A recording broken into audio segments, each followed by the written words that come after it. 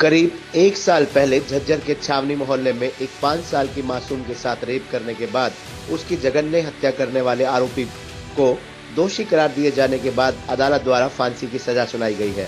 इस मामले में पीड़ित परिवार को समय रहते न्याय दिलाए जाने पर जिला पुलिस के अधिकारियों ने संतोष व्यक्त किया है। अधिकारियों ने कहा कि पुलिस ने घटना के बाद पीड़ित परिवार व शहरवासियों से वायदा किया था कि हर हाल में आरोपी को कड़ी से कड़ी सजा दिलाई जाएगी, कारण कि पुलिस ने घटना के बाद ही ये मान लिया था कि मासूम बेटी अपनी मौत से पहले अपने माता पिता की बेटी थी, लेकिन अब वह पुलिस की बेटी है और पुलिस का प्रयास यही होगा कि आरोपी जल्द दोषी साबित हो और उसे कड़ी से कड़ी सजा मिले। यही वजह रही कि पुलिस की जो टीम इस मामले में कार्रवाई कर रही थी, उसने 6 दिनों के भीतर ही अदालत में चालान पेश किया और समय पर गवाहियां और डीएनए के मिलान ने आरोपी को दोषी साबित करने में मुख्य भूमिका अदा की। बता दें कि झज्जर के छावनी मोहल्ले में एक प्रवासी मजदूर की 5 साल की बेटी को यहीं के रहने वाले विनोद उर्फ मुन्ना ने अपनी हवस का शिकार बनाया था और बाद में उसकी हत्या कर दी थी। सूचना के बाद मौके पर पहुंची पुलिस ने आरोपी के घर का दरवाजा तोड़कर मासूम के शव को वहां से बरामद किया था और आरोपी को गिरफ्तार कर लिया था। हालांकि घटना को लेकर उस समय झज्जर शहर में अनेक सामाजिक संगठनों व शहरवासियों ने कैंडल मार्च निकालकर अपना रोष जताया था। बाद में मामला झज्जर की फास्ट ट्रैक अदालत में चला। हालांकि अभी घटना को 1 साल पूरा भी नहीं हुआ है, लेकिन उससे पहले ही एडीजे हेमराज की अदालत ने आरोपी को दोषी माना और बाद में उसे फांसी की सजा सुनाई।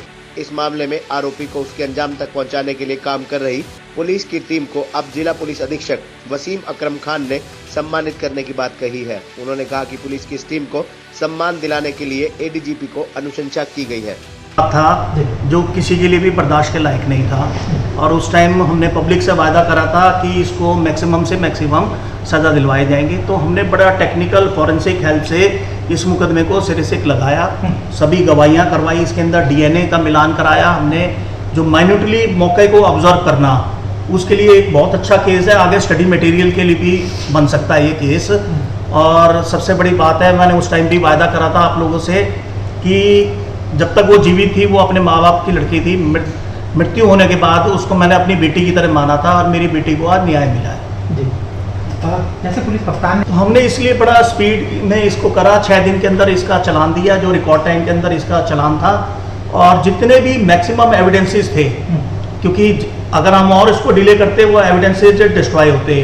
डीएनए के सैंपल्स हैं जो 2-3 महीने में रिपोर्ट आती है, हमने विदिन 15 डेज सारी एफएसएल से रिपोर्ट लेके कोर्ट में सबमिट करा दी थी। फिर गवाही करवाई है इसके अंदर जितनी जल्दी हो सकती थी, फिर थोड़े दिन कोर्ट बंद रही, उसकी वजह से थोड़ा सा डिले हो गया, नहीं तो और जल्दी पहले डिसीजन आता। 15 दिन के अंदर सारी रिपोर्ट्स मंगवाई गई थी। कोविड की वजह से जैसे मैंने बताया कि काफ़ी रुकावटें आई थी उस दौरान और तब ट्रायल नहीं हो पाया था। तो ये एक वाकई में एक अच्छा अचीवमेंट है और मुझे उम्मीद है कि आज 1 साल की करीब 11 महीने की कार्रवाई के बाद में जो उस परिवार के साथ में ये जघन्य अपराध हुआ था उनको सांत्वना मिली होगी और जो बच्ची है, जिस बच्ची के साथ ये हुआ था, उसको इंसाफ मिल पाया होगा। ये बता दूं कि ये केस बहुत ज़्यादा सेंसेशनल था। लोकल यहाँ जनता ने इस बारे में बहुत ज़्यादा आक्रोश था इस बारे में और सब लोग चाहते थे कि इसको जल्दी से जल्दी इसके अंजाम तक पहुँचाया जा सके। इसके अलावा इस मुकदमे को मध्य प्रदेश सरकार की तरफ से भी बीच बीच में एक IPS अफसर भेज के इसकी मॉनिटरिंग और तफ्तीश से संबंधी चालान के दौरान जो कार्रवाई चल रही थी वहाँ से भी मॉनिटर किया जा रहा था। तो इसमें और ये भी एक बात है, पॉक्सो एक्ट के अंतर्गत जब से पॉक्सो एक्ट का यहाँ पे और उसके बाद में 60 दिन के हमने त्वरित